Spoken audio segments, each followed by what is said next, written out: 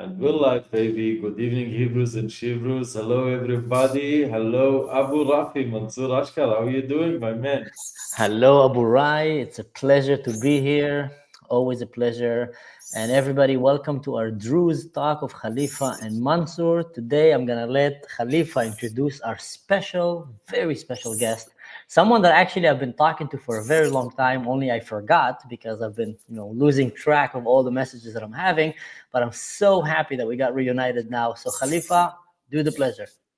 Yeah, before I introduce our respected guest here, let me just say, please, to all our viewers, just to write in the comments and share the link so we can have some attraction. We have people are already gathering, and it's a pleasure doing this. I've been missing it. And today we have the unique opportunity to speak to Joseph Chamaon. And he's a Christian guy who fled out of Syria. And we lately been discussing that the minority sect that been almost silent in the whole Syrian case is the Christian, even more than the Alawites. Nobody hears about the Christians, how they are maneuvering or handling the situation in Syria.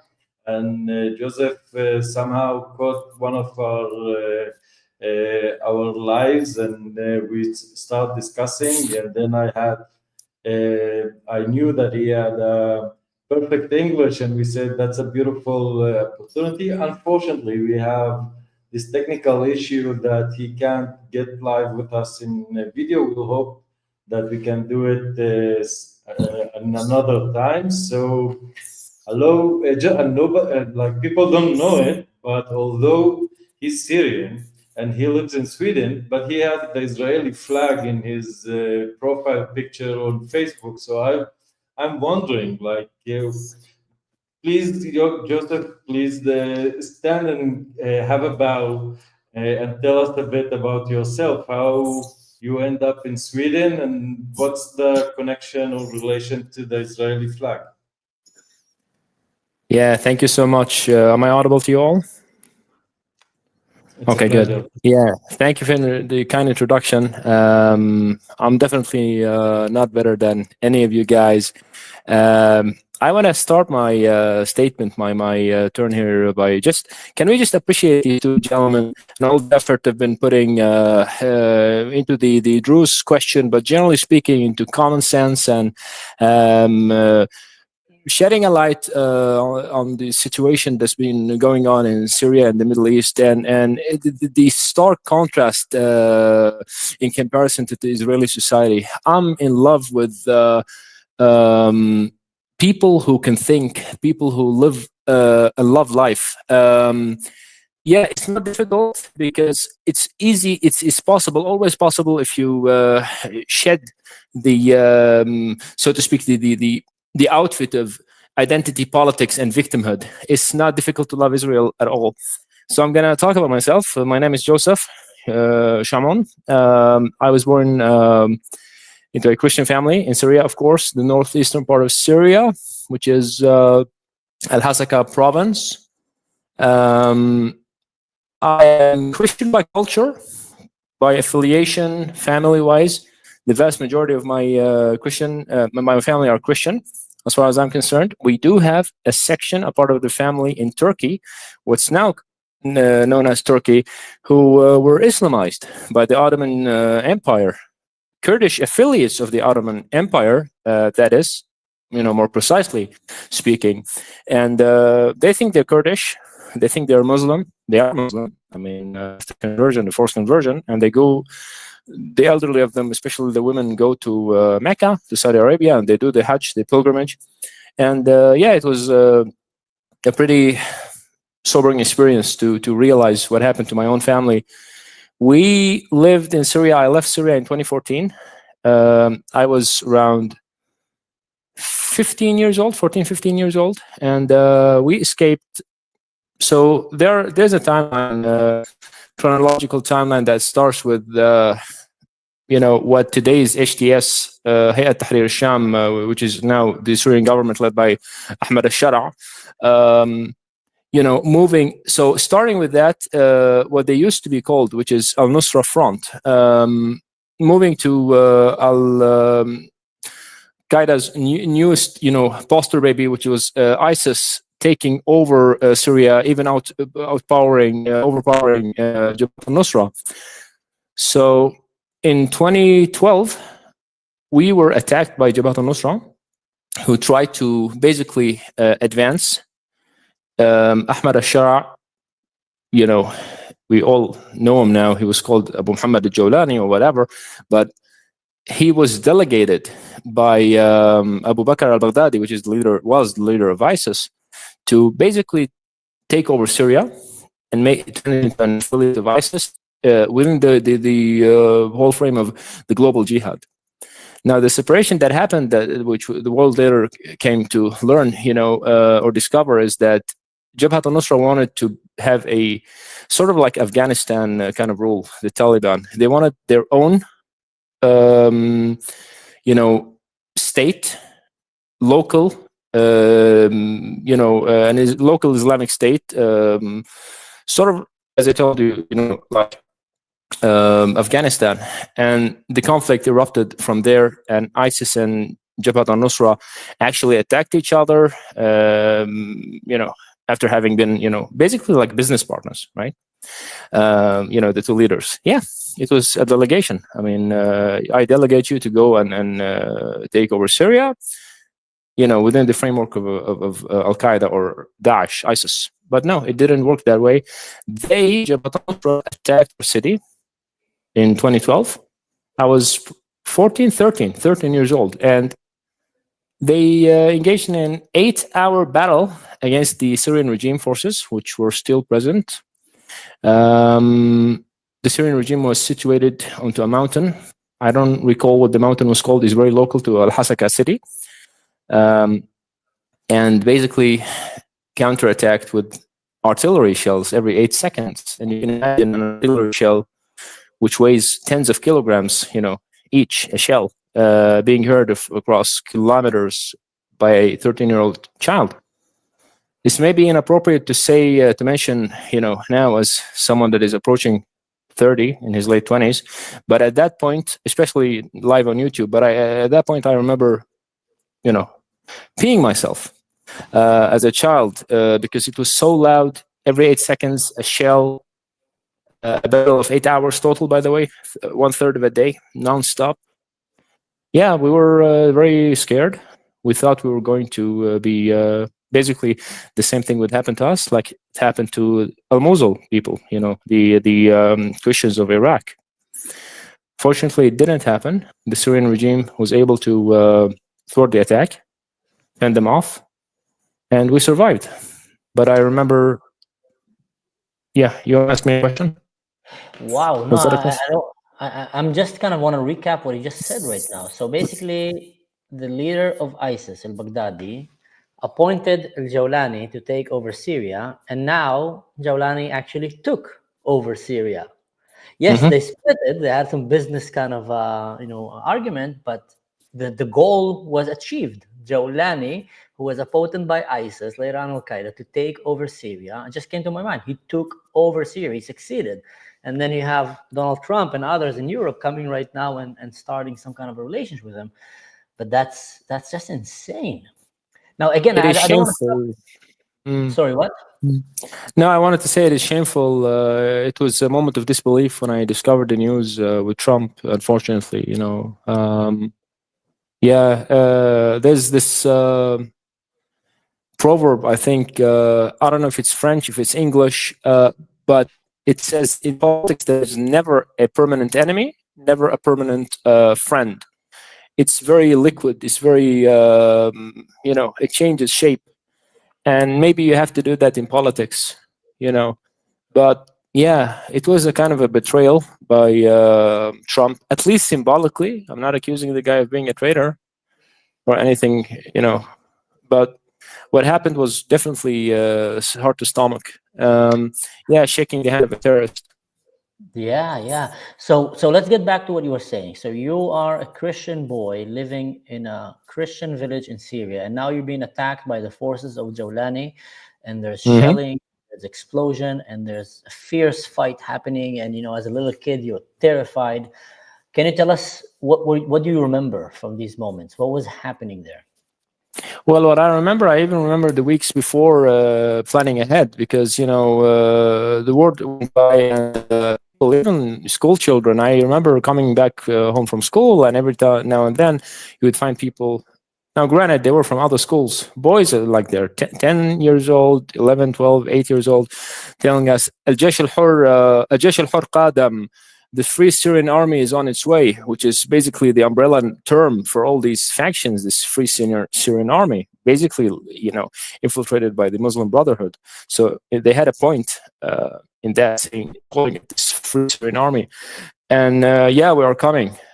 And how did that boy, you know, while I was walking home, you know, close to a highway, how did he just pick me?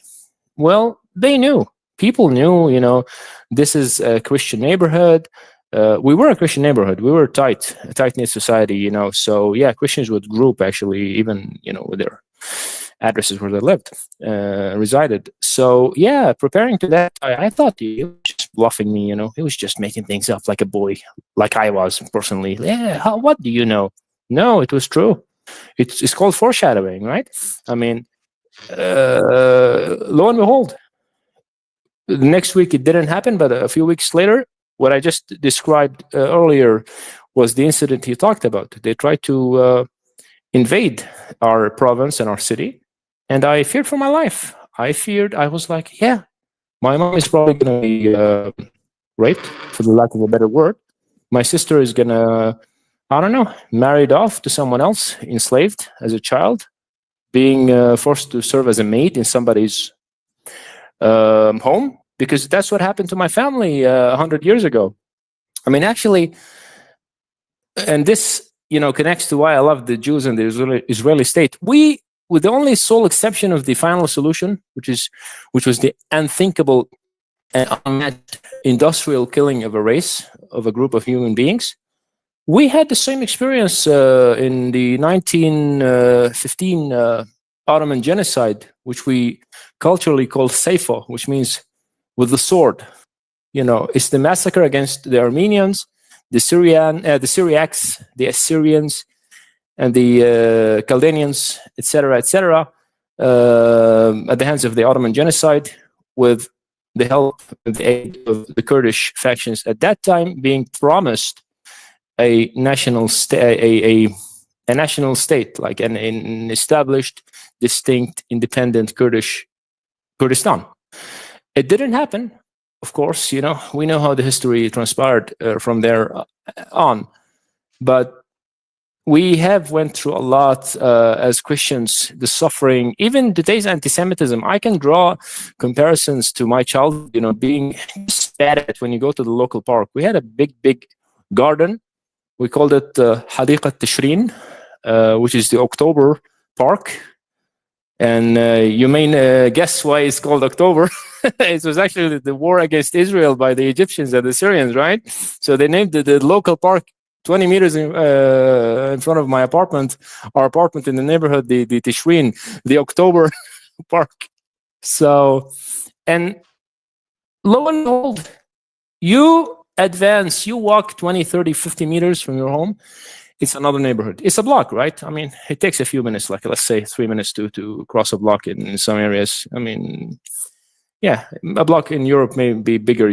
I don't know. You may have to walk 5-10 minutes, but there it was 3 minutes and you've left the neighborhood.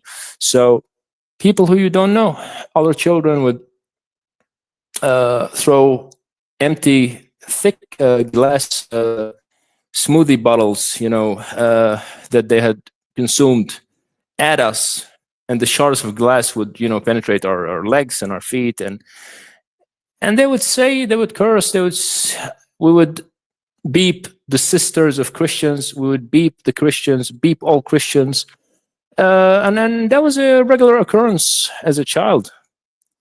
You know, that was a regular occurrence of for me as a child, and yeah, it traumatized me, to be very frank. It wasn't pleasant at all. you know. So the persecution of Christians is something that you were experiencing already then as a child, not necessarily only by the authorities or by the radical terrorists, but by the Muslim neighbors that were living around you in the same block, as you might say. The same block and the block beyond that, you know, the block next further ahead, and people from school. Bless you, my friend. I know this is not YouTube friendly, but it happens to all of us. So, yeah.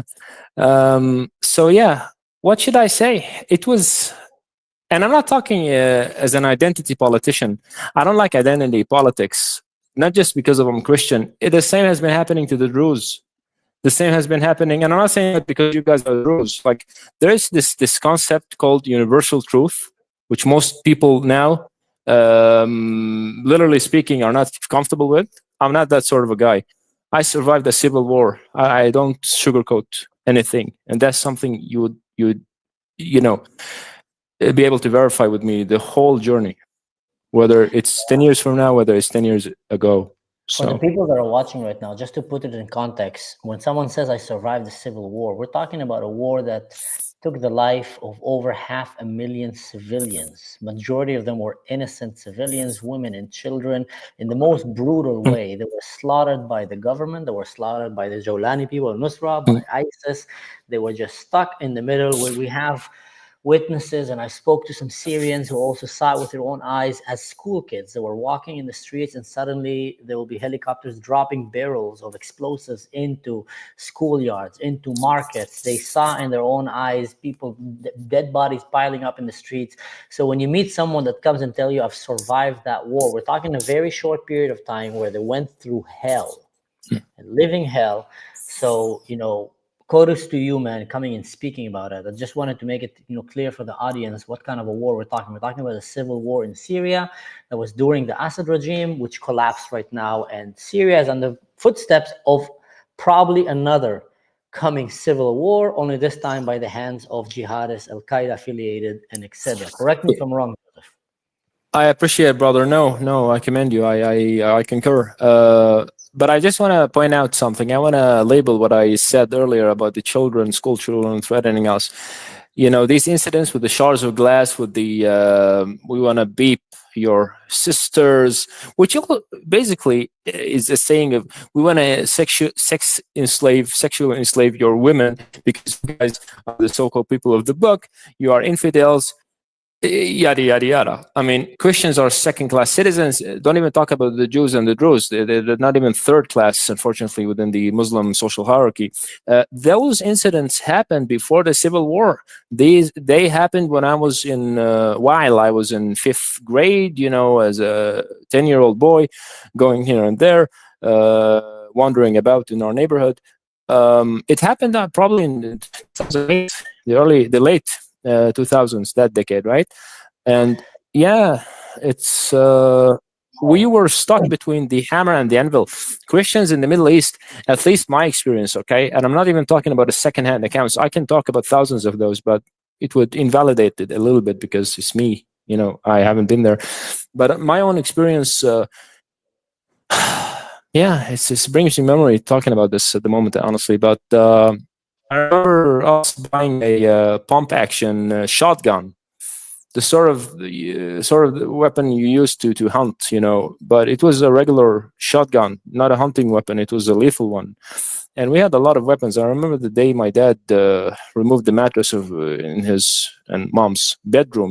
They have those queen size mattresses, and he lifts it up, and you have these boards of wood underlying the mattress, and he cuts that open, and he shows me a shotgun, and it was like, yeah, we're gonna have to defend ourselves when they come in. And this was days before Al Jabhat al-Nusra infiltrated or tried to invade our city.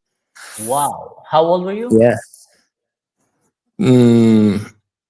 So if I'm correct, and if I'm correct, and it was the same year as the attempted invasion, it was 2012. So I must have been, 13 years old. So this, at the age of 13 years old, your father comes, take you to the room, lift up the bed, remove some wooden pallets, and shows you, here's a shotgun, my son. And Yeah. you need to learn how to use this. So if I'm gone, so you can protect your mother and your sisters. It was like we're gonna have to empty everything we have, all the bullets in our front door if they come and try to save us and whatever, cut our heads. Were you thinking about it, that maybe, and sorry if I'm bringing up memories here, but I'm just trying to put this for perspective for the people in the West. It's okay. 13 years old now is faced with the dilemma that he might be the last line of defense before they kidnap his sisters and make them sex slaves. Was that something that was going through your mind? Were you afraid of that? Were you looking at your sisters and thinking like, I'm not gonna let that happen? It was the case, unfortunately, Mansour, my friend. My dad basically broke the news for me, to me. A 13-year-old doesn't really understand, I remember, like, when I was even younger, my dad would talk about communism and Shia, and in Arabic it's like Shi'i and Shiyu'i. It was, I had no idea what any of that was, but the more I grew up, the more I started to realize, okay, these people, and now I understood they were Sunnis, right? But the factions, but I understood we are not wanted here. So yeah, he was like, your mom could be made into a sex slave, and they might kill me or behead me. And we have to use this shotgun to fend for ourselves, to defend ourselves in the face of anyone who might come. And if anything happens, we're going to empty, that shotgun, the pump action shotgun you could fill it with 8 cartridges, or whatever the technical word for a shotgun bullet is. So a case, let's say. So 8 of them, we're going to empty them, shooting at the front door, the entrance of the apartment. So it happened. Wow. And I'm just trying to imagine it as a father. I have my kid here growing in Germany. He's having the best kind of childhood I can ever dream for a kid to have. But to have one day that I'll have to come to my kid and tell him, listen, here's the weapon. We might have to fight to the death. Me and you are going to hold it here. And if we fall, we're taking anyone with us. Because the next thing is going to happen is they're going to take your mother and your sister and they're going to rape them and they're going to make them sex slaves. Just to understand that this is the reality. The people in Syria, like Joseph, the people in Syria, like the Druze, relatives and friends of me and Khalifa, that's the reality they're going in right now. The Christians that are living right now in Syria, they're still in that reality. Nothing changed, guys. It actually maybe just got worse. Because back then, at least, there was some kind of protection from the people of the regime of Assad, some kind of protection. I'm not saying that it was a good man, no, but at least he was kind of keeping all these radicals at bay. Now everything is out there, and it's Mansour, keep in mind one thing about the Christians. The Christians in Syria or in any other Muslim rule, for them to survive, they need to be they need to stand out, unique individuals. So they usually take pristine, I don't know, roles in society, like, doctors, engineers, things like that, because if they don't have this extra advantage, they will be killed immediately. And extra now, value, yeah. Exactly. So this is pre-war, and now he's in a situation like I'm like you shocked as well, because after October 7, a week later, I was one of those who like somehow anticipated what's gonna happen, but I always thought it's gonna happen from Lebanon. I remember on March 2023, we sat on a coffee shop with a couple of friends, analysts, and we decided to make a whole podcast trying to alert people about the dangers of what's happening.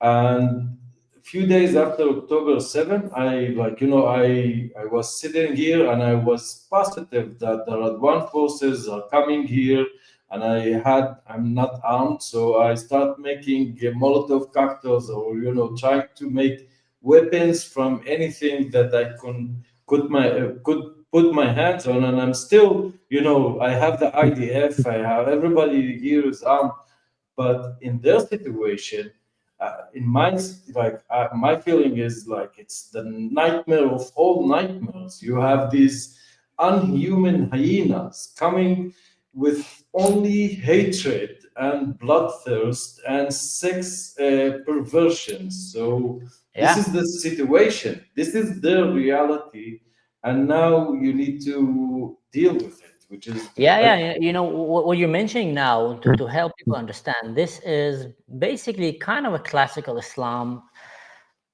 empire, raiding groups behavior. When Islam took over Persia, instead of killing everybody, they realized that the Persians were very good at merchandise, merchants. They were very good at organizing a government. They were very good at politics, at numbers, at math. So what they said is, we're gonna kill anyone we can. We're gonna convert by force the rest, and we're gonna keep them just because they can run the government for us as slaves, while we take the women as sexual slaves and etc. And the same plan, by the way, Sinwar, it was revealed, had for Israel. He said in his doctrine, he said that once we go, we hopefully Hezbollah and Iran will join us, and then Syria and everybody. And then when we wipe out Israel from the river to the sea, we should not kill all the Jews, not immediately. He said that. We need to take over Tel Aviv and take over the minds of the Jewish people, the scientists, the government, everything, and have them work for us so they can run the government for us, because we are a bunch of raider terrorists and we don't know what to do. And this is a very good reminder to remind you what's happening in Syria right now. All these factions that are going around, not all of them are just doing it because of a religious zealot. This is a very cultural thing. It comes from the time of pre-Muhammad the Prophet, and during the early days of Islam and Muhammad, there were Bedouin Arab tribes that were fighting each other all the time. There's a lot of literature about, songs that they write about how they killed each other and took each other's wives as slaves. Muhammad came and united them, and then they went and started raiding and killing. So the same thing is happening in Syria right now. A lot of these groups, these factions, are coming with their Toyotas and with their machine guns. They're coming from all over the region. Because why? They see Syria as a bleeding golden cow. It's a place they can go and they can hunt and kill and loot. And let's just say, they're not dentists, they're not accountants, they're not lawyers, they don't have bank accounts, they don't have a pension plan. The way that they live is just like that. They say, I will come, I will join these forces, and I will raid this Christian village over here. We're gonna kill all the men, and then we're gonna divide the women. That's how they think. We're gonna divide the women, and the elderly, we can leave them, because that's very cruel. Let them see what we've done to their kids. They take pride on that. But we're gonna take their young women and divide them. You're a warlord, you take 10 women, divide it between your men. You divide between your men. And the first night, just imagine what they do. And then later on, they take them with them and they make them their sex slave wives. Some of them from the age of 6 years old, they will kidnap them, because they will think like, okay, she'll be my wife when she's 12. And that's the mentality. And then they take their, jewelry and their loot, and then they go on raiding, and that's how they make a living. So that is the Syria right now, that we removed the sanctions. When I say we, I'm talking the West, decided to remove the sanctions and to somehow support them. Because what do you think when you give money to Syria? It's the same thing like giving money to Gaza. Who's going to take the money? Hamas. Who's not going to get the money?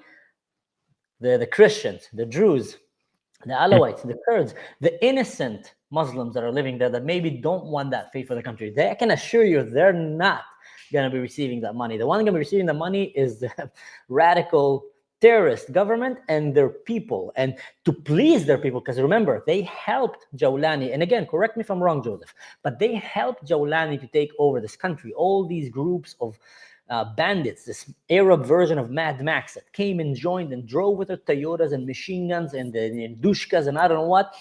Now Jawlani works for them.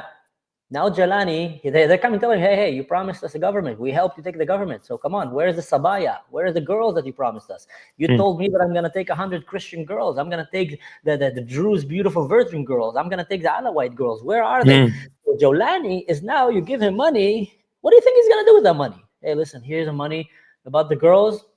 Next week, when the world stops looking at us, I will let you take the girls from the Christian village over there. Don't do it now because, the world is looking at me. I just went and gave a hug to Macron.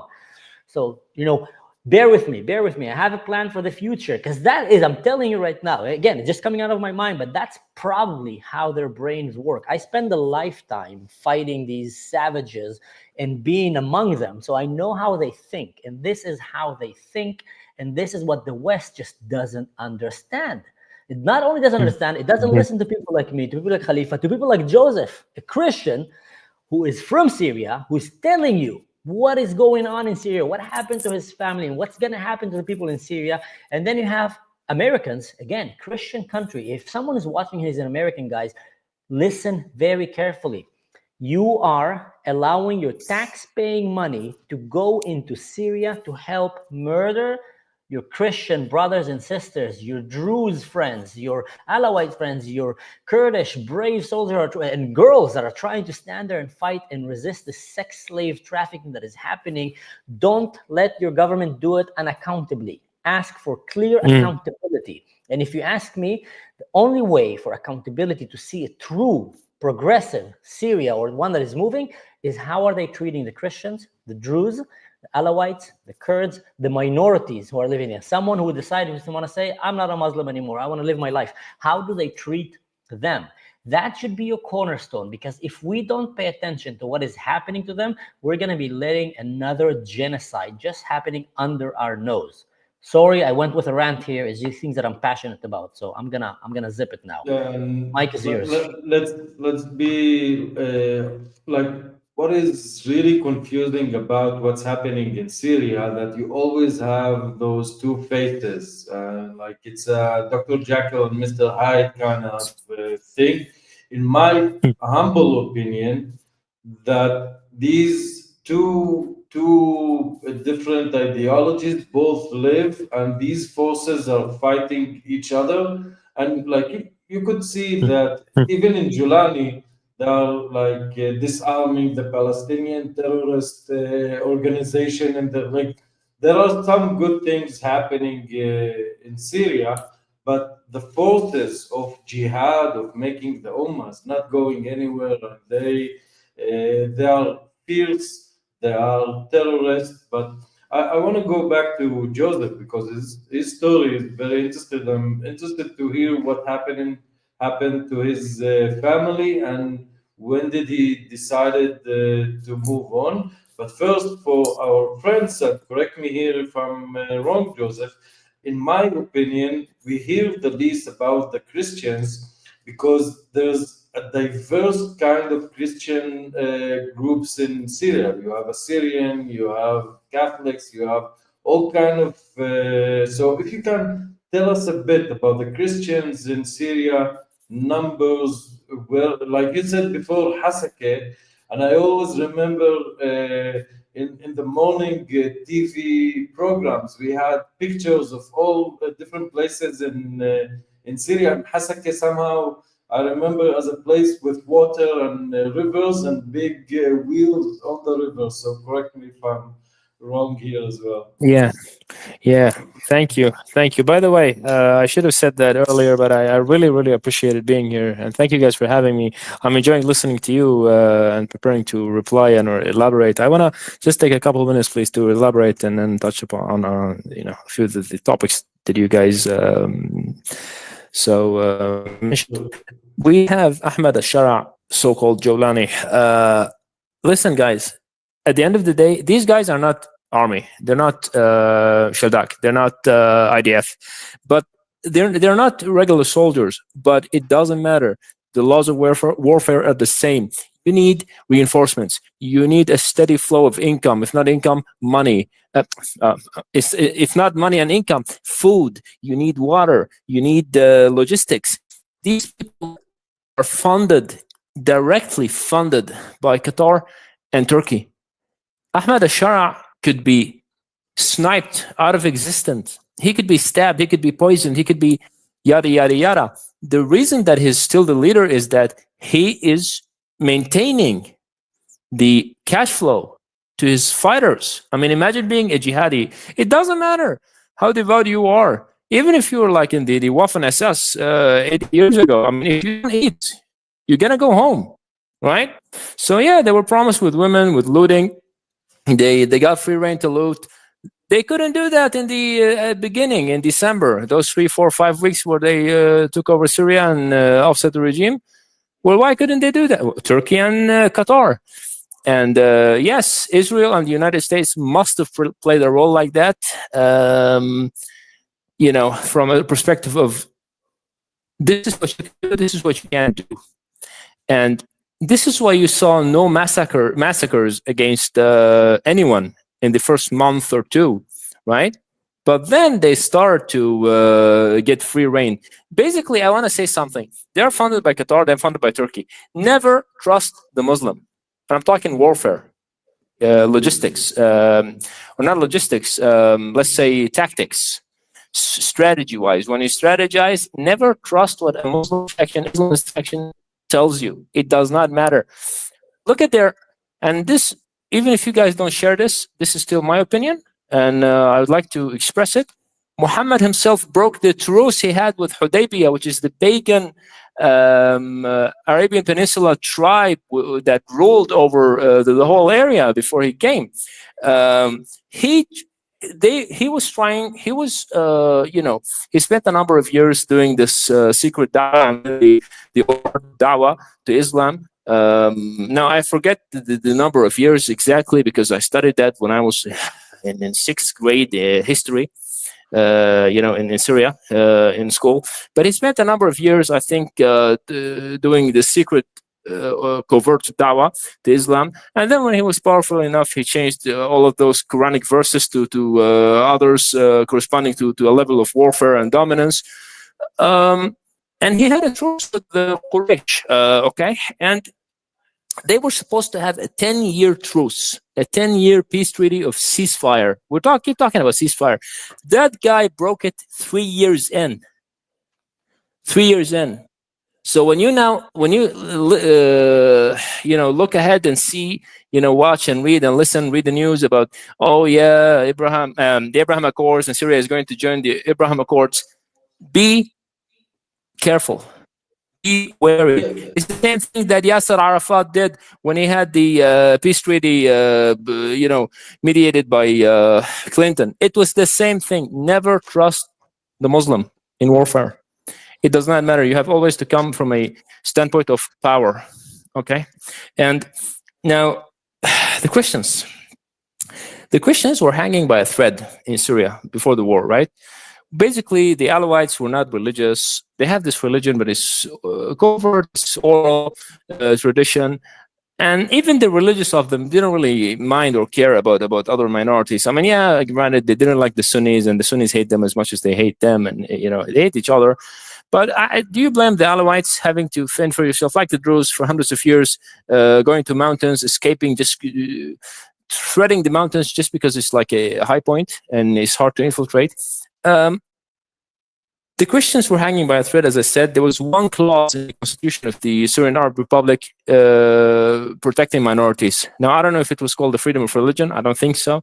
I checked the constitution years ago, and it was just like a couple of sentences, about minorities. You're not to touch the Christians, basically, okay?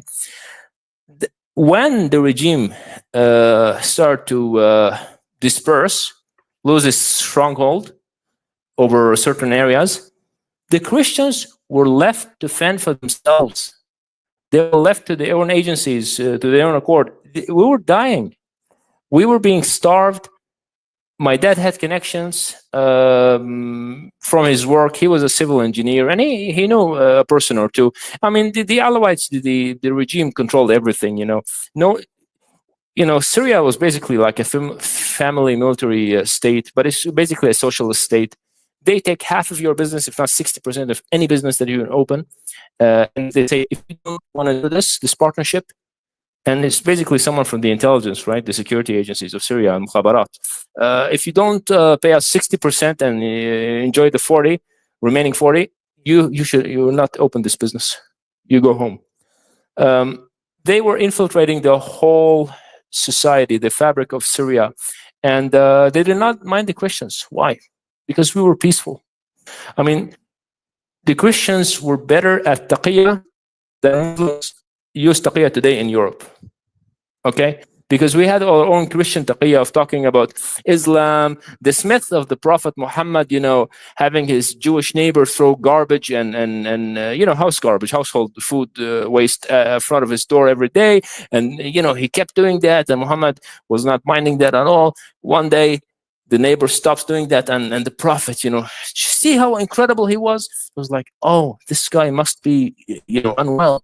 He goes to him in his home, and lo and behold, he's sick, and he pays him a visit, solidifying the Muslim values. This is an oral tradition. It has no basis in hadith, which is like the Muslim literature. No presence in Quran, of course. The Quran was not about stories. It was just like mythology and, faith and whatever. Even laws or welfare. We used this story personally with people who we know. Oh yeah, man, Islam is the religion of peace. Is the pinnacle of coexistence, and we would tell that story. I remember being 15, 16 years old and telling that story to my classmates, and they were like impressed. Ooh, man. We didn't even know that about our own prophet, the Jewish story, the Jewish neighbor. No, it didn't happen. It didn't happen. There was a story even in the Islamic tradition, and it's verified, I think, that, there was this woman that basically committed adultery, and I think she was pregnant, and she was begging the prophet for forgiveness and whatever, and he was like, yeah, you're in peace, you're at peace. Nothing will happen to you. Just go and give birth. And she gave birth, and they killed her. So when you have to contend with a fact like this, live with the people like that, and you're hanging by a thread, you have no foundations of longevity. You have no reason to exist. You're at their mercy. I mean, the Christians were the pioneers of industry. I want to, elaborate on what you guys said. You both mentioned that, that the Christians were good at what they did in Syria. We had the Armenians. I think, according to a DNA test that I took like months ago, I'm 48% Armenian, by the way, although I don't speak the language. But the Armenians in Aleppo were pioneers of industry. They would own businesses. They would try to live, In Syria and the Middle East, you don't have social welfare like immigrants in Europe do, You had to live and survive. And we did. This is how we got paid back, Like you pay the favor back, you receive one favor. Yeah, it's being called a potential, like as a woman, a sex slave, becoming a potential sex slave. Your man, your children will be executed or beheaded in front of camera to scare people. Yes, Al-Jawlani cannot be trusted. It wasn't different at all. Even when his former faction, the former title of his faction, Jabhat al-Nusra, invaded our city. It's the same thing. It's the Muslim Brotherhood. And by the way, while we're at it, Hamas is the Palestinian, so-called Palestinian title of the Muslim Brotherhood. There's no difference. They're funded by Qatar. So it's very dire, the minorities. I read a piece of news, by Marco Rubio a few days ago that's saying that Syria is just about to, enter a new civil war, that a new civil war is about to erupt because they're trying to murder the Druze. It never stopped. It always been the case, and they had small recess when Bashar al-Assad regime fell, and now they are continuing pushing it hardest. I would say, and please, anyone who hear me from Syria, Alawites, Kurds, or whatever, if you want to come and talk and give your side of the story, so you are more than welcome. We're welcoming everybody, because everybody, even Muslims who want to counter some of the stuff that we said or want to come support, please come. We will give you a platform as long as you be respectful. Yeah, because what's interesting about it, you see, we're talking with Joseph here, and he is speaking about Islam and how they capture him, and he said, I'm not that religion anyway, but in my opinion, like he's not so interested in his own religion, but he's forced to see how Muslims see him, because this is a life and death situation. This is the story. So this is the interesting part about how it's happening. So please, how you end up in Sweden, and what happened to your family? Yes, sir. Thank you for putting me straight, because I don't want to elaborate a lot or like diverge. But yeah, so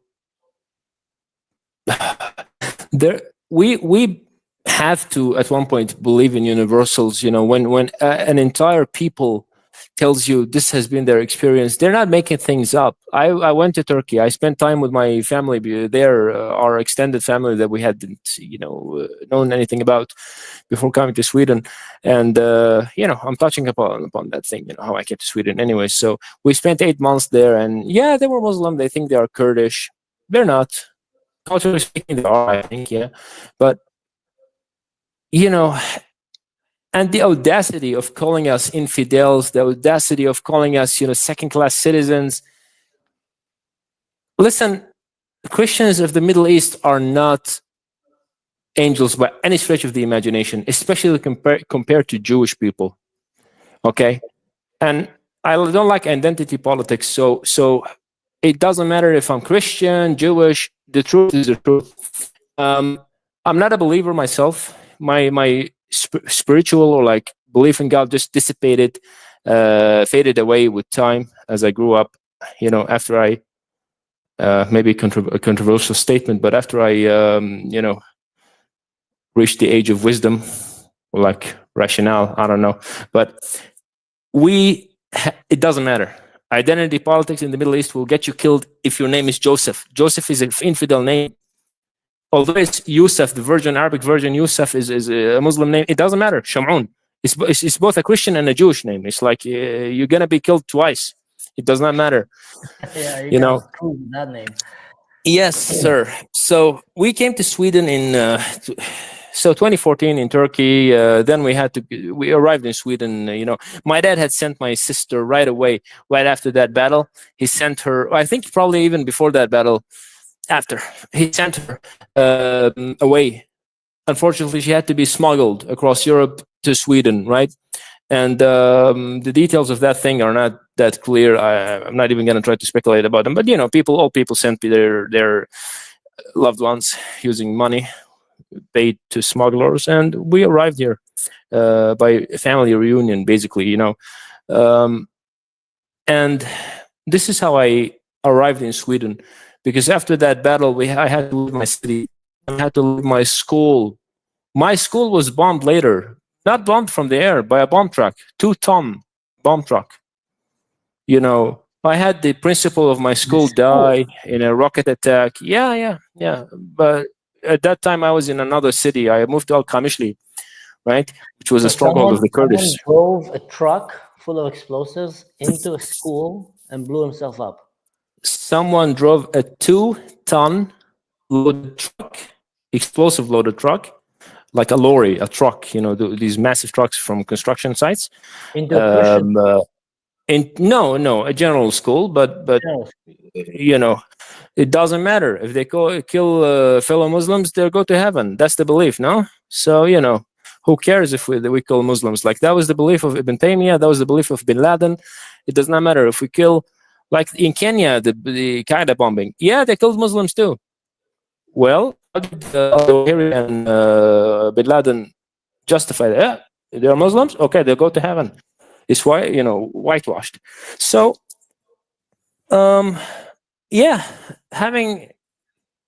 we came here, and I had, abruptly join my family in our Kia car. That was mid-sized, I can say. We filled everything we owned in that car, okay? Everything we owned in that car, we stuffed it. We stuffed it to our necks. We were sitting among our belongings, right? Under them, literally. And we drove that 80 kilometers from Al-Hasaka to Kamishli. We even had a problem on the way there, because there was this diversion of a highway that was blocked by the Syrian military. And they had installations, let's say like a fortress, a stronghold to the left. We took the right turn, and they thought we were a car bomb because the car abruptly stopped. I mean, you have a wall in front of you. You have to diverge. You have to go back and take the left-hand turn. We did that, and the commander of that area, of that site, was so mad that my dad, calling him, Syrian military, by the way, but he still was yelling because he thought we were a car bomb, and they were about to use, I don't know, PKCs and heavy-duty 50 caliber guns to basically decimate our car.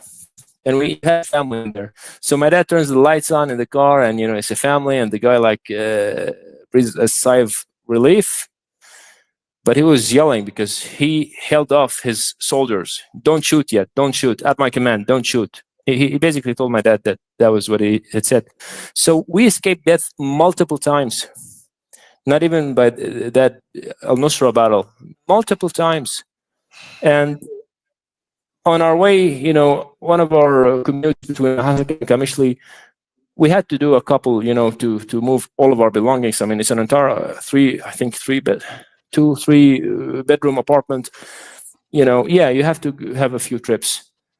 And we were witnessing basically a battle between then Daesh, ISIS at this point, and the Syrian military. And you can see the dust and the air and the bullets. You can hear them.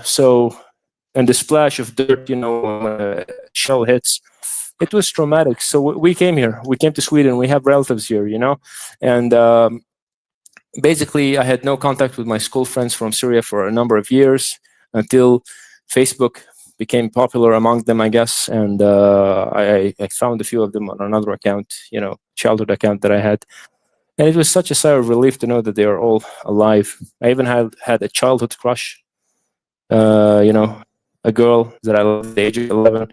This is an aspect of my childhood because we had dreams over there. It might be trivial to mention now, and she doesn't mean anything to me now. I mean, except that I wish her all the best as a fellow human being. But all of those dreams were crushed. We arrive here, and lo and behold, the Social Democratic Party is basically a socialist party here, and the Left Party, which is basically the former Communist Party of Sweden, at least as far as Sweden is concerned, welcoming immigrants, a complete state of lawlessness, borderlessness, the Green parties of Sweden.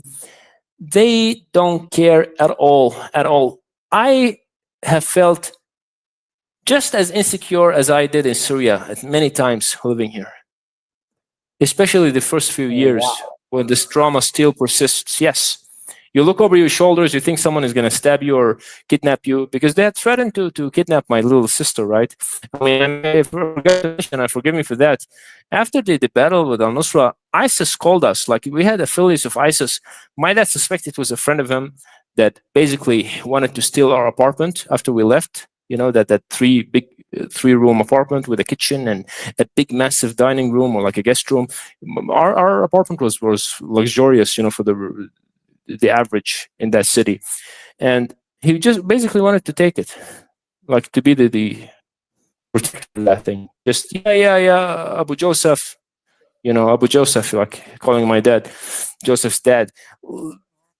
Give me charge of the apartment, and my dad suspects that it was that guy, which basically is an alcoholic, by the way. This is why you can't trust these people. Like, they drink alcohol and they will stab you in your back because they followed their prophet. He had connections, and my dad suspects that he actually called people who are ISIS affiliates or de facto ISIS members, calling us on the phone, calling us filthy Christians. No, in Syria before we came to Sweden. And I'm sorry it was a disconnect because I just wanted to mention briefly what happened. I missed the chronological order. So after that, your story is captivating, man. Literally, I think me and Khalifa thank you, sir. are mind blown. Thank you, my friend. Thank you. You know what I'm thinking, Mansour? Mad Max. Mad Max. Yes, sir. Right there. I know. Because in the comments. Just 1 second. I'm taking notes of interesting questions. And at the end, I'm going to let Joseph answer them because there's a lot of interesting questions that were aimed to Joseph here. Because I think everybody here is just captivated by I'll try to speed it up then. I want to talk about Israel for a while. Do exactly what you need. You have our own platform right now. It's for you, Joseph. Share what you have to share. Thank you, man. I appreciate it. Thank you. It means a lot to me, by the way. Basically, after that battle, after ISIS got stronger, defeating al-Nusra, they had a stronghold like in Idlib, in the city of Idlib, by the way, like now so-called HTS before they, took over Syria, because ISIS was strong. ISIS is de facto Al Qaeda, right? So they called my dad on the phone. You filthy Christian! We want ransom. Sell your apartments. Sell your car. Pay us ransom. Otherwise, we're going to cut your head off. We're going to behead you. And my dad was like, "Who are you?" I was in the room, in the kitchen, in fact. "Who are you guys? What's going on? Who sent you? Who are you? Who are you affiliated with?" "We are from the Islamic State," right? No one calls themselves ISIS. It's like the Islamic State. You filthy Christian, we are coming after you. And I think they even talked about, kidnapping my sister. That was the point, the children. Like my sister was the youngest, 7 years old at that point, right? So my dad decided, okay, that's it.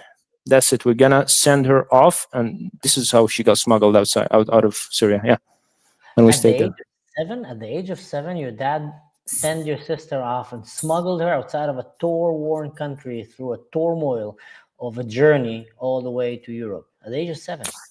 She turned 8 and she was here. So yeah, basically. What a journey she must have.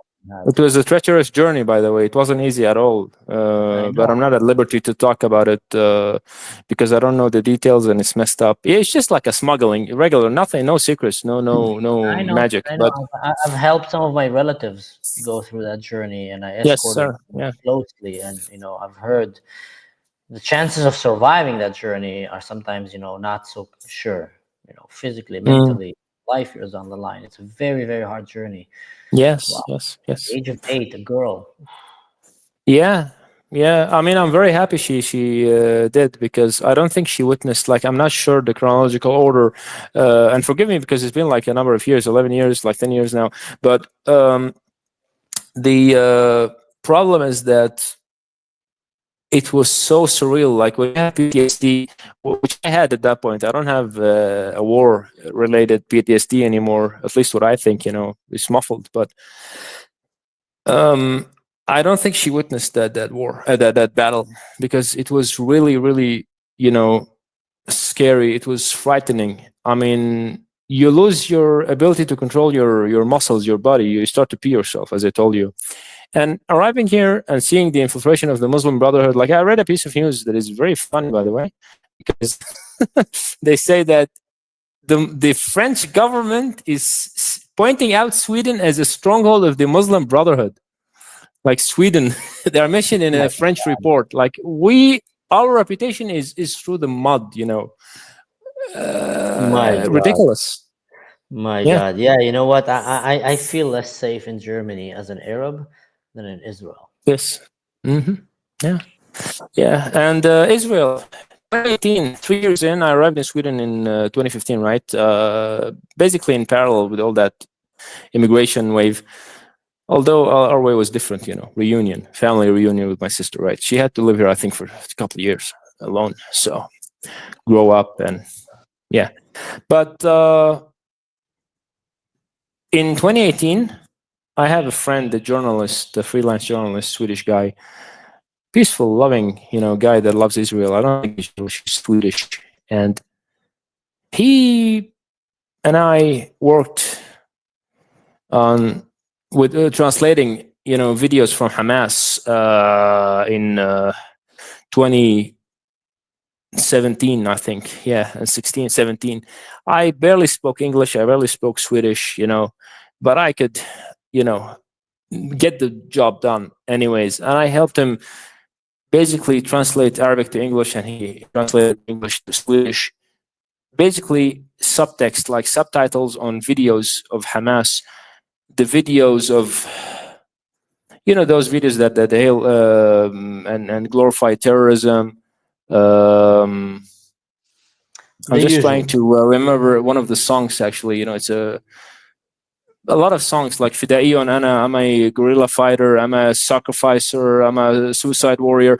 And all of those videos and articles, I helped for a few months, and it actually reached the Swedish parliament, the Sweden Democratic Party, which is the main right-wing anti-immigration party. mentioned his blog in the Swedish parliament, and I was really proud of myself at that point. Barely spoke the language, and we reached so far, at least among the right wing of the conservatives. Not that it doesn't matter at all which faction it is. As I told you, universal truths bear no identity. They bear no political affiliation. It does not matter. And he introduced me. There were a number of IDF soldiers. Gosh, I love these IDF soldiers. They are still my Facebook friends on Facebook, okay? And they were coming here. They participated in the former Gaza war, I think 2014. And they were talking about humanitarian missions as well as fighting in Gaza, the former war, right? And they came here talking about peace and peace initiatives and their efforts of establishing peace. And I had to go through the gate, outside, I don't know, it was the synagogue in Stockholm. I don't really remember the facility, so forgive me for that. And I remember Israeli security agents outside speaking in Hebrew, and they're having these radio transmitters, these so-called walkie-talkies, and they're talking about me and my guy. But he showed them like a certificate or something that he was affiliated, like the journalist guy, right, the Swedish one. And they let me in. Someone came from inside, and they welcomed us. And I entered this place, and they were outside. By the way, there was this gentleman, an Israeli born in Tiberias, right?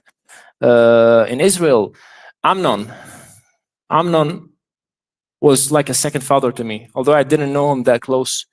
He welcomes me and he kisses me on my cheeks and he's like, "Welcome, Habibi," and he speaks Arabic. And it's very Jew, man, living in Sweden, like he'd been here for a long time. He later succumbed to cancer, by the way, he and his wife. It broke my heart because I couldn't see him. So he is the first Jew that I interacted with in Sweden, probably in my life, the first Jew. God bless his soul, man. Although I don't believe in God, but I will say that because I honor him. I'm going to speak his language. God bless his soul. God bless his soul. And he welcomes me, Habibi, and he's talking to me. And look at us. We're peaceful, aren't we? And he had this Theodor Herzl silhouette, black silhouette on his white shirt, and he has all these fancy T-shirts with this basketball player with a beard, like a Jew, and it says "Just Jew It." He had the best T-shirts I saw in my life, and Amnon loved me, and I loved Amnon. I went to his Stockholm restaurant, an Israeli restaurant, where they serve hummus with eggs and meat and all of these fancy recipes that they devised. And I spent time there. He introduced me to his daughter, one of his daughters, and he was really sweet to me, and it touched me because something that I didn't mention about the Christians, I don't consider myself to be a Christian, even culturally, like I am.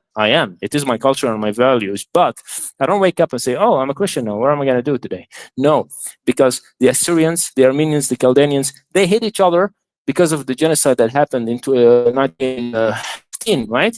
It's this victimhood complex. The victim, in Swedish, we call it offerkoftan, which is basically like the victimhood jacket, let's say, or the outfit. We always say, take off the victimhood jacket off of you.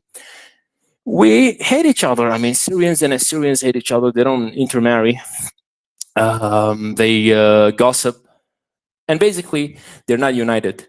If they did like Jews did, they would have had a country by that point, okay? Even if they did what the Druze are doing, because the Druze are highly likely to have their own state or join Israel, which is basically the same thing, even better. Inshallah, brother.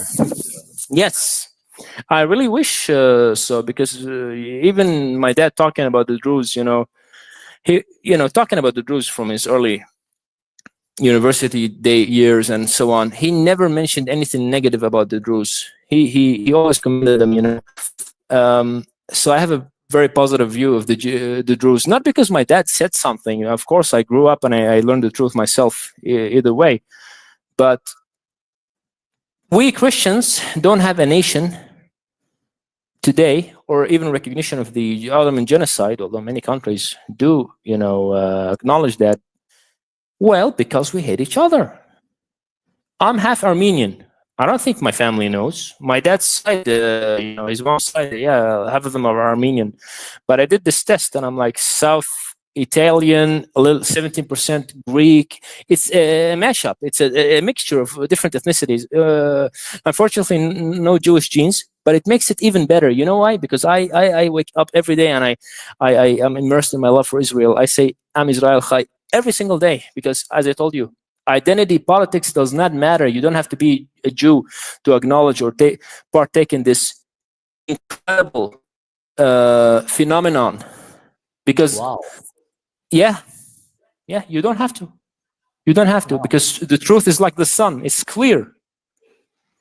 Now, I don't like, you probably guessed it by now, you know, I'm not that fond or like immersed in the love and the infatuation in other Christians. It does not matter if I'm born in a Christian family.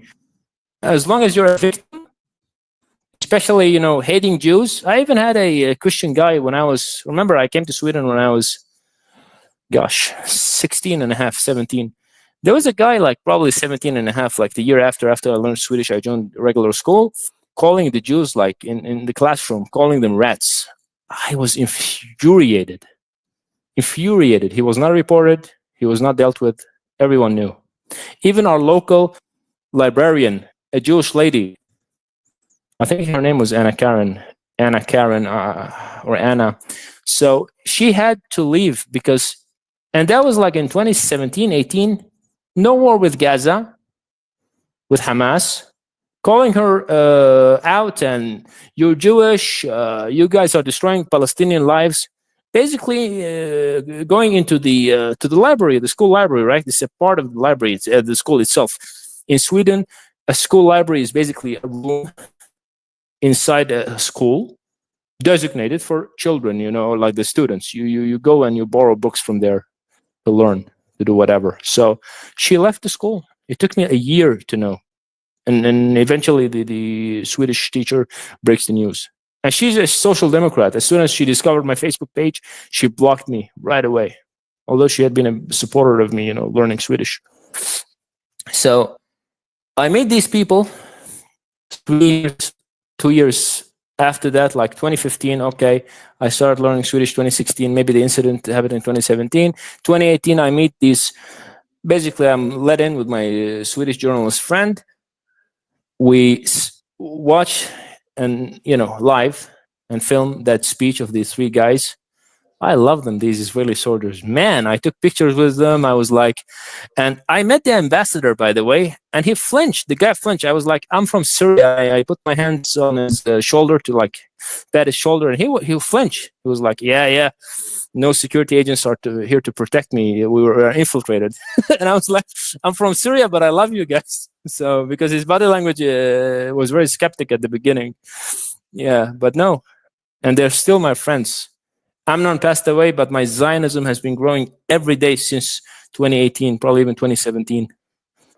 Wow. And yeah. You know, a very interesting story that I took from Christianity, actually. I remember when I was an officer in the army, I was reading a lot about, you know, religions. I was very interested, fascinated by Judaism, Christianity, Islam. And I was one day trying to wonder, what kind of a message can I learn from Jesus as an officer and as a commander in the army? Because my job was violent. You know, let's face it, when you are an officer in the army, in a combat unit, special force, the job is violent. Don't try to hide it. You need to, you know, be able and ready to bring violence to the enemies so you can protect the innocent. And it was very hard for me in the beginning because I said, you know, he was all about lovey-dovey, turn the other cheek, love your enemies. And then one day I read the verse about when he washed the feet of his disciples. And I came and I said, wow, what a story of power and strength. You come and you say that you are the Son of God, that you are the leader. And you come and say, if I am willing to wash the feet of these disciples, then who are you not to wash the feet of one another? Now, why am I saying that? Because that explains so much the way that Christianity turned out to be, you know, so successful in so many aspects, you know, and so peaceful, you might call it. We're not talking the Crusaders. They kind of went a little bit, you know, cow poop crazy. But when you look at the Muslims, their leader was not about washing the feet of one another, was not about turning the other cheek. He went and he betrayed allies by breaking an alliance. He went and he murdered people, and his warlords went with and murdered. So it makes it very easy for a lot of these disciples that are following right now, not all, but quite a lot of them, to come and say, yeah, we're just following the footsteps of our leader. He betrayed, ceasefires. Why shouldn't we? He invented the term of hudna, which is the dictionary Muslim definition of betraying a ceasefire. So that was just a very interesting way for me. I said, you know what? As an officer, I can definitely learn from Jesus here, because if he was willing to go and wash the feet of his disciples, who am I not to be able to go and relieve one of my soldiers on his guarding duty? And take one of my soldiers and says, listen, go home. I'll stay the Shabbat here. I know that you have a rough time. Go, I'll stay. And I did that. And I was inspired a lot by the book of the Christians, I gotta say. Mansour, I think you spot on what you said about Islam. I'm like, we are allowed to criticize Islam, and I think like sitting on the bench watching the Islamic world, because we cover it as Jews trying to coexist or co-fight against those extremists. And I think, like, if there's a message in Islam that we all should learn about, is that they need to acknowledge the humanity of the Prophet Muhammad and not treat him as divine. I think that Muslims don't criticize him, although all the scriptures talking him about being so human. He was illiterate, he didn't know how to read or write, and then he had the Quran or things like that. And the main idea, like if I were a Muslim, I would say, okay, I have a prophet.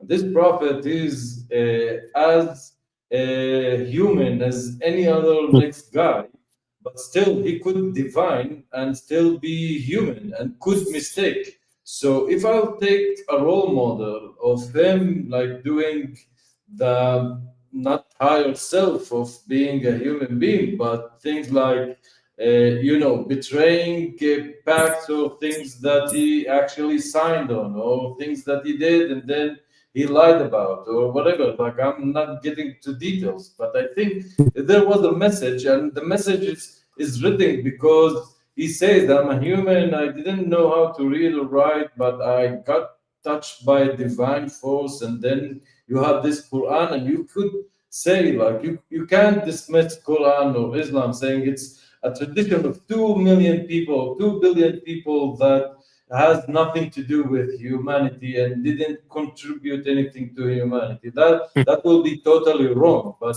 you need to see doubt in this culture, because once it goes from the axioms, it doesn't go any deeper. There's no criticism, there's no culture of debating or trying to think otherwise. And this is why we get these herds of hyenas, bloodthirsty hyenas, reaching out anything that's not the Muslim, let's drink its blood.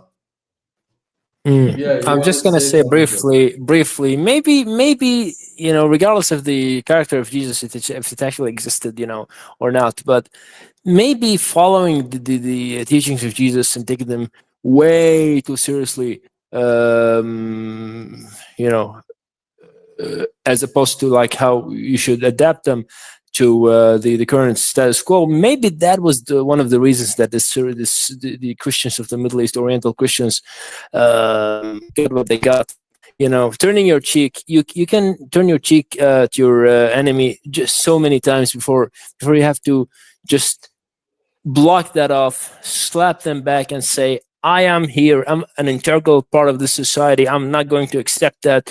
Because if you take any religious teaching seriously, or like literally, and you adapt them over and over again without any update, even Windows has updates, for goodness sakes, like Windows 11. If you take religious texts from thousands of years ago, where people lived under the Byzantines, the Roman Empire, well, yes, maybe then you had to turn your cheeks, because if you didn't, you were, I don't know, crucified. You think that Jesus was the only one that was crucified? No, that was, by the way, a way to punish, thieves and criminals. So maybe that's why the Christians are, less than not even like an integral part of any society at the moment. They all fled to Europe. As a Christian myself, culturally speaking, you know, as half, let's say, Syriac, half Armenian, whatever I am, because I'm not that devout. You can see it in me, you know, I don't represent them. I don't claim to do that. Yeah. Very, very, you know, very orthodoxly, no. But I think that maybe if you guys had just looked at the Jewish example, the Jewish phenomenon, Jews have been more successful than any people they lived among. 3,000-4,000 Jews were expelled, like, I don't know, in the 1200s from Britain, UK, which had, like, I think 1 million in terms of population. 3,000 Jews were expelled. Why did they do it? Yeah, well, let's freeze all of their, you know, means of income. Let's prevent them from trade. Let's block them off, the market, the financial market. Let's choke them, you know, put them into a chokehold, and command them to survive, you know, or be well. Yeah, well, what did the Jews? Jews are smart, man. They had all that capital, and they were like, okay, we're gonna lend some money here and there. Jews contributed to the construction of many of Europe's cathedrals. You see all those beautiful cathedrals, you think those are Catholic? They are maybe Catholic, but Jews helped, you know, it's a well-established truth, you know, known today. Many kings of Europe actually used Jewish money to fund engineers and, yeah, archaeologists to build. So, yeah, so yeah, of course, if you compare the myth or the character of Jesus with Muhammad, yeah, well, Muhammad was a warlord, and Jesus was more of a philosopher. Yeah, they got crucified. Yeah, and I think, you know, I can definitely, because I was wondering that myself when I was young and I was, you know, joining the army, and I had like I would say mostly Arab Christian friends, because in Israel you have the Messianic Jews, which are Jewish Christians. They're very fierce. They go to the army, they're in the special forces, you know, they know how to turn the other cheek, but they know how to break your hand before you touch their cheek if you're, you know, doing something wrong to them, or I don't know what. And I've seen that, and I was wondering, like, why are the Arab Christians, first of all, so polluted by pro-Palestine propaganda? Because there was a lot of anti-Semitism there, and I always wondered, like, guys, you're Christians. You know, the Muslims are clearly, for a very long time in history, including today, were enemies of Christianity, and they want to oppress you. The only ones that don't want to oppress you are probably the Jews. That's number one. Number two, your savior was a Jew. So you should be much more in the Jewish camp, but then you're going and saying, yeah, I support Palestine and this and this. So the brainwashing of Palestinians, pro-Palestine Islam, was very, very strong among Christian Arabs in the Middle East. Now, maybe that's, you know, a Stockholm syndrome, where they just kind of turn the other cheek so long that now they're kind of, you know, protecting the abusive husband.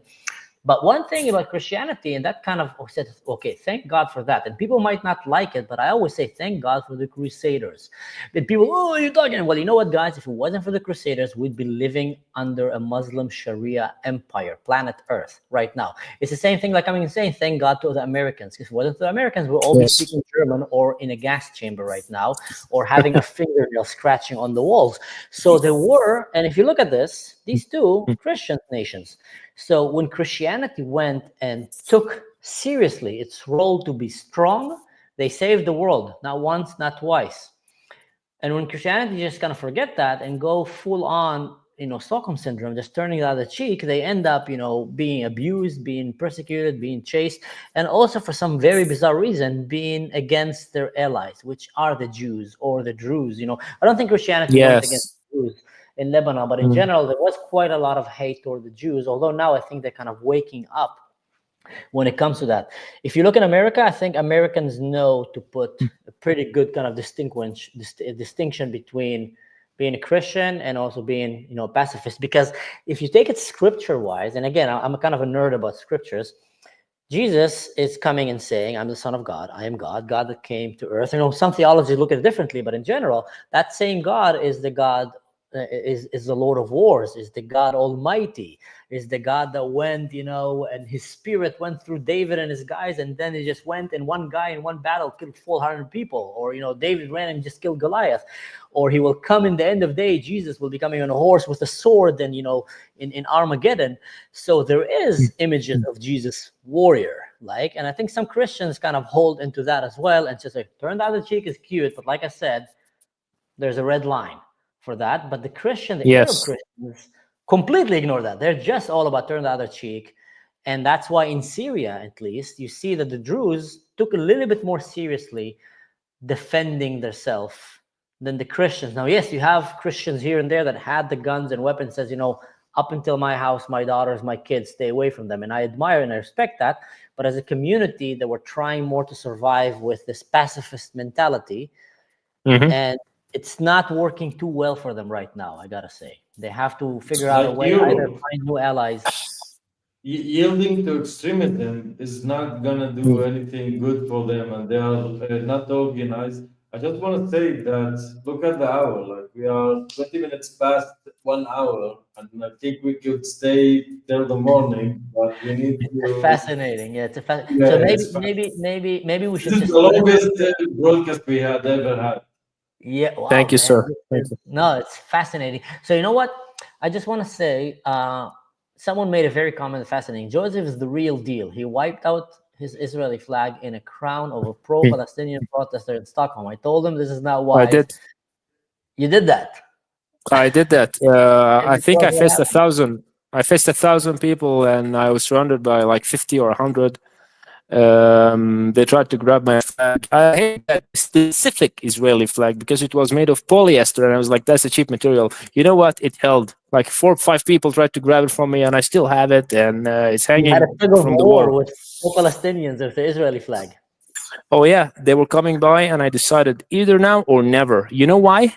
It was the 400th day of the kidnapping of the captives, the hostages. And I was at a square in Stockholm. 1 minute prior, I met this angel of a man of Russian origin, an Israeli that speaks Arabic, man. And he welcomes me and hugs me. He just met me, for goodness sakes. And they all embraced me. I'm like, I'm born in Syria, but I love you, and I'm a Zionist. And I'm not, this is the kind of guy that says, oh, I love the Jews, but those evil Zionists. No, it's a false narrative. You want the Jews, a minority, to have this speck of dust on the map of Israel, like population and size-wise. You have to be a Zionist. I don't care about religious Zionism. I'm not a believer, really, but it's the heritage, it's the culture. So yeah, I did that, and I 20 minutes prior, I was going home, and all of a sudden I see a demonstration, and I'm like, I have my flag because I participated in that hostage remembrance thing. And I'm like, either now or never. I situated myself, among police officers because I know those people can be rogue, right? And I basically raised my flag in the air, arms wide, and smiling. I was not trying to provoke a reaction or anything, just smiling because calling me murderer and,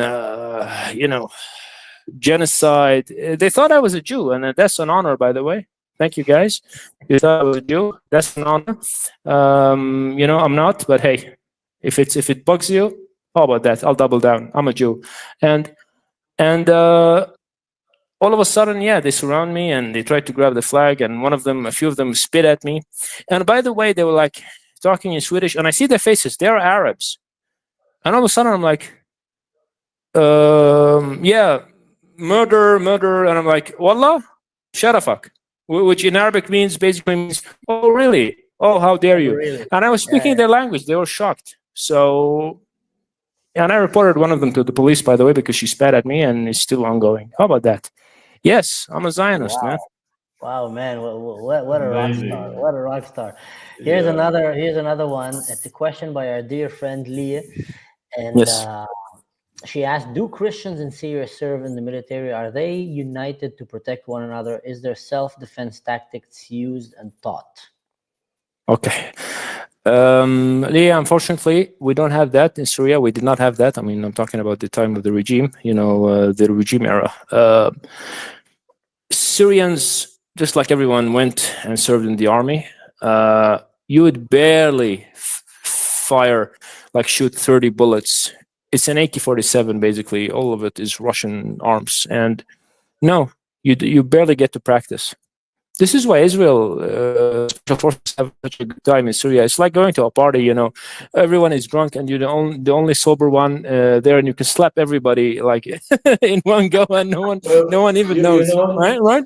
So you know what? I have a crazy idea, but yes, Mansour, you're gonna love it, Abu Rafi. Let's take Dar'a, clean it from all the Muslims, and not Oh, yeah. clean it like killing them, just population exchange, and bring all the Christians and all the Jews to south of Syria, and let's build the state of people who are ethnic Yes. minorities there. Me and Khalifa will go and train the soldiers there. We'll train the citizens there how to fight. He will But teach just- them how to use K9 dogs and how to use weapons. I will train them. We'll train them. We'll make them ready, strong to face these barbarians. Just to answer the lady, you know, to pay her due. I mean, they go to the military and they are Christians, basically. So what happens to them, Leah? They are drafted across provinces. If you're an Alawite, you can serve in your hometown. If you're a Christian, yeah, good luck, buddy. So no, you're sent either to the front lines, you know, at that point fighting ISIS, let's say, among others, factions, Sniper detector or mine detector? Yeah, well, you know, either or. But the problem was you were not protected. If you had connections, yeah, maybe. I mean, my dad knew one or two here and there. He was not. He was actually fired from his job because he prevented corruption where he worked. They wanted to steal construction materials and have free gifts. You know, the mukhabarat, the security forces. So he basically was falsely reported and fired from his position. But he intervened a couple of times to help my uncle's mom's brothers because they were going to be drafted and they had no idea where they were being taken. Wow. So yeah, so he saved them. They served in the city. No self-defense tactics, no nothing. It's the regular military. Believe me, a foot soldier in Israel could probably like overpower 50 Syrian soldiers. 50 is just a stretch. Let's say 20 or 100, because the Israeli soldier has the spirit. It's my own world.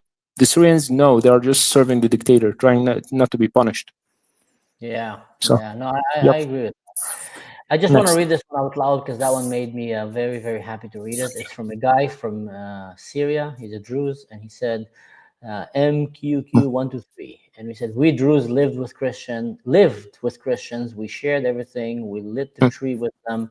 When we say lit the tree, he's not talking burning it like the Muslims do. He's talking, you know, in Christmas they put the candles and the lights. yes. We visited the church and they visited our shrines, but I do not understand why Muslims hate us all and fight us.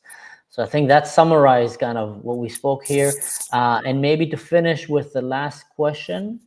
Yeah. How, again, Lee, with a great question, how do you keep your community in Sweden from becoming little Syria regime and face again the horrors? Honestly, I don't know. I've been living here for a decade. Exactly a decade, I think. It was in May. And people here are oblivious.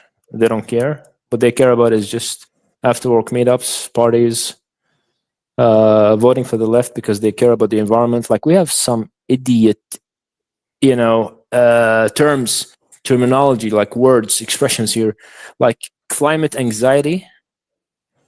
We have Greta Thunberg, by the way, it's our national treasure. We all, you know, are proud of her, aren't we? Yeah. So, and especially climate anxiety, it's not even a joke. You would see people online writing about climate anxiety because they want to go, I don't know, to the Bahamas, and they have to take an airplane, and they're like writing about climate anxiety. People here are so peace stricken. You know, it's like a strike. You're stricken with peace. You are ill with peace. Your diagnosis is peace.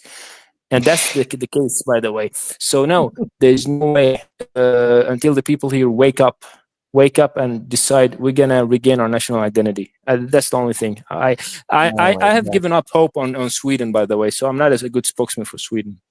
Yeah, Sweden kind of, you know, I've once sailed on the ship with a captain from Sweden. Yes. Great guy. He was a captain of a ship, and I was, you know, in charge of the security of his operation, training his staff, and etc. And he told me that he left Sweden. And I said, why? He says, because it's not safe for my kids anymore. He says, Sweden have become the capital crime of Europe. He says that there's more grenades and RPGs shot in some towns in Sweden than in Mosul.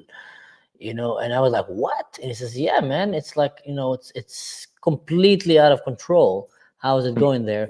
And I remember that during that time, that's when Trump was warning about Sweden. Everybody was laughing about him. And, the same people that laughed at Trump when he came and he warned them about Russia and about their energy.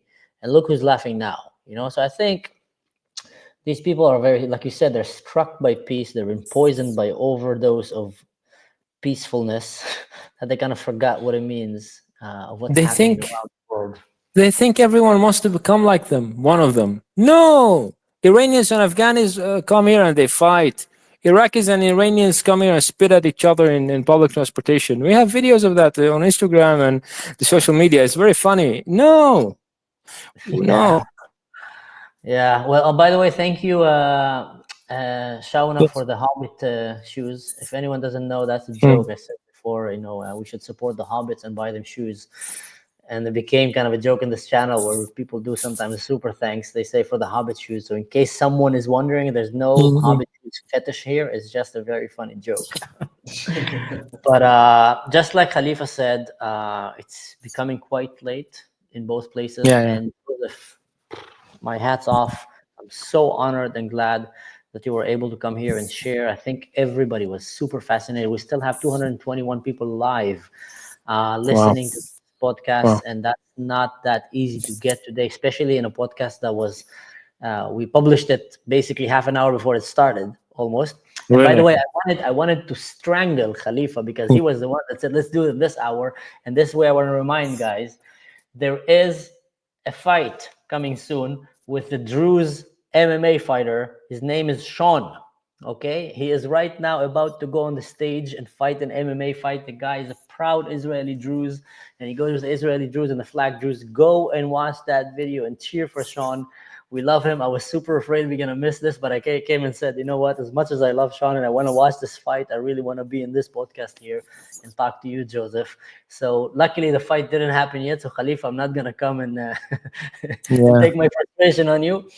But thank you so much, Joseph. And maybe Khalifa, you want to close with a few final wise words of the shepherd.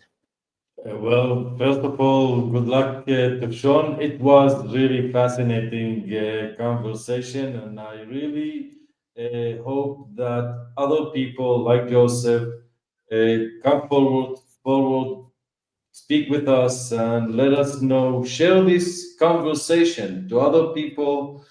Write in the comments. This helps a lot with the algorithm. A lot of people are asking us how to support the Druze, how to support the minorities. So the best way I know about is to support this channel, Mansour's channel, and trying to be as much involved in such conversation is the best practical way to do so. So thank you, everybody. It was a true privilege. Joseph, we're gonna hear more about you because there's a lot to talk to you. I'm happy to join again. I was just gonna say it's rather mutual, the feeling, and it's my honor. And listen, just hit me up. I'll do another one. So you just became one of our repeated guests. I'm telling you right now, we're gonna have you again. That was very, very educational. So thank you, everybody. And like I always say, don't do anything stupid. In general, just don't do anything that I would do. That's a very good advice to live your life by. Trust me when I say that. And one more time, go and watch Sean. His fight is about to start.